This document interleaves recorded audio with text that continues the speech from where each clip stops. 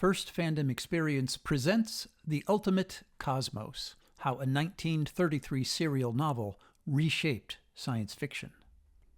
On the shore of the small island of Elban, on the planet Lemnis, which circles the lesser of the twin suns, known collectively to Earthlings as the double star Alpha Centauri, stood Das Tev, the deposed and exiled young emperor of the planet, in earnest conversation with white-bearded May Quinn, the greatest scientist of all space. The metal green sky above them sparkled crisply in the afternoon light of the two suns, and an iodine-scented breeze swept in from the rolling purple waves of the sea. "Thank Tor," exclaimed the aged scientist, gazing furtively around, "that there are two places on this island where we can talk freely. Why do you suppose that IARTS is permitting us to continue the construction of our spaceship, although he won't let us build light-ray transmitters?" The young emperor laughed. "You are unexcelled as a scientist, May Quinn, but you are completely out of your field when you try to fathom the motives of men. IARTS and his misguided revolutionists stole the improved spaceship, which we completed just before my enforced abdication. They have built 20 more just like it, but they suspect, and rightly so, that you get better and better with practice. So they are letting us build another and better, although much smaller ship. Then they will steal the ideas from that. As for their denying us the use of light-ray transmitters and receivers, they don't want us listening in on any devilment they may be up to, and they don't want us signaling the Rizboyans for aid. But what does IARTS need of better spaceships than the ones he already has?" "Looking for more worlds to conquer," suggested Das Tev. So begins the epic space opera Cosmos, written in 1933. The novel itself is fun and interesting and remarkable in its own ways. But what's even more astonishing is the story of how Cosmos came to be and the impact that it created. When we think about the roots of modern science fiction, two editors stand at the center of the story: John W. Campbell Jr. at Astounding and Raymond A. Palmer at Amazing Stories. Starting in the late 1930s, these editors dominated the science fiction landscape. They each developed ideas and elevated authors that shaped the genre for decades. Campbell demanded scientific rigor and cultivated authors like Isaac Asimov, Robert A. Heinlein, and A.E. Van Vogt. These writers defined the golden age of science fiction and gave us many of the classics that are still read today. Palmer leaned into a wilder, more fantastical version of science fiction, giving early exposure to authors like Ray Bradbury and popularizing the strange, conspiracy-tinged Shaver mysteries, stories that, while controversial, were immensely popular and laid the foundation for later UFO lore and the blending of science fiction with fringe belief. Together, Campbell and Palmer didn't just publish stories, they shaped the very idea of what science fiction could be. But their rise to influence didn't happen in a vacuum. In the early 1930s, both men were already immersed in the world of science fiction, not just as writers, but as active participants in a growing network of fans, authors, and editors.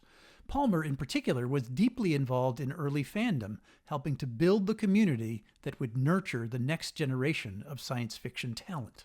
One of the key moments in their early careers, and a turning point for science fiction, was a bold 1933 experiment, a collaborative serial novel called Cosmos.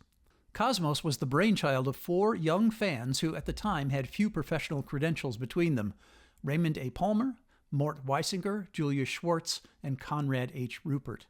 In 1933, they were best known as editors of the fanzine Science Fiction Digest, an amateur publication mostly covering science fiction news, reviews, and opinions, with a smattering of fiction. Like most fanzine publishers, they were always struggling for readership, and Cosmos was a marketing stunt. Much like other science fiction of the day, Cosmos would be an extravagant space opera, a saga with fantastic technology, bizarre aliens, and spectacular space battles. But unlike anything the genre had seen before, Cosmos would be a serial novel, and each chapter would be written by a different leading science fiction and fantasy author. It was an ambitious idea. These fans would not only need to convince prominent science fiction authors to participate, but to coordinate the whole project through the mail. In an announcement in the April 1933 issue of their fanzine, they promoted the novel as one of the most original ideas ever conceived in science fiction, and promised a real masterpiece with a plot so stupendous that one author wouldn't handle it alone. Incredibly, with Palmer at the helm, the idea came together. He drafted a plot outline and ultimately persuaded 16 of the most well-known science fiction authors of the day to contribute. Names such as E. Doc Smith, Edmund Hamilton, David H. Keller, Abraham Merritt, Ralph Milne Farley, and John W. Campbell Jr. were added to the project. In July 1933, the first chapter of Cosmos appeared as an insert in Science Fiction Digest, with the final chapter published in December 1934. The novel was warmly received, but its claim to be a real masterwork of science fiction was questionable at best. As expected from such a collaboration, the tone and quality of the individual chapters varied widely, and the storyline struggled to remain cohesive. Although fondly remembered by some fans as a novel, it has mostly been forgotten. So, why should we care?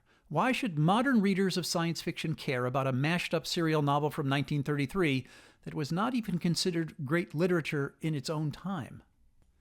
Because Cosmos marks a seminal moment in the history of science fiction, where authors, editors, and fans came together, forming and fostering relationships that would have a profound effect on the genre. Among those relationships are the connections that helped Palmer and Campbell secure their influential editorships. This is one of the many stories that we explore in The Ultimate Cosmos, how a 1933 serial novel reshaped science fiction, a new book by First Fandom Experience. We're a collaborative publishing project whose goal is to honor, preserve, and bring to life the history and impact of science fiction fandom. In this volume, we present original historical artifacts alongside meticulous research that unpacks the story behind the story and shows the influence that this unassuming novel had on science fiction. We explore how Campbell's relationship with Cosmos editor Mort Weisinger helped him secure his position at Astounding, and how Palmer's relationship with Cosmos author Ralph Milne Farley secured his position as editor at Amazing Stories. We show how Mort Weisinger and Julius Schwartz drew their initial clientele from Cosmos authors like Otto Binder and Edmund Hamilton when forming the Solar Sales Service, the first ever literary agency specializing in science fiction, before they both went on to join DC Comics. In addition to these stories, The Ultimate Cosmos presents the full text of the novel in the most accessible form yet published, and brings to life the impact of its creation through the words of its editors and authors. Each chapter of the novel is complemented by a biography of its author, providing context for readers who may be unfamiliar with their work. Unique to this publication are 37 never-before-republished illustrations by Clay Ferguson Jr., commissioned by the editors of Cosmos for private editions of the novel, as well as the personal inscriptions of the authors to Raymond A. Palmer. The Ultimate Cosmos is a rich, detailed history that brings to life an unexplored but highly impactful story in the history of science fiction and science fiction fandom. It's a compelling account of how relationships formed between fans, authors, and editors at the dawn of science fiction set the direction and tone of the genre for decades. It's a deep but accessible dive into a fascinating story set during a unique and formative period. The Ultimate Cosmos is available on our website, firstfandomexperience.org. Visit us for more information and to order your own copy.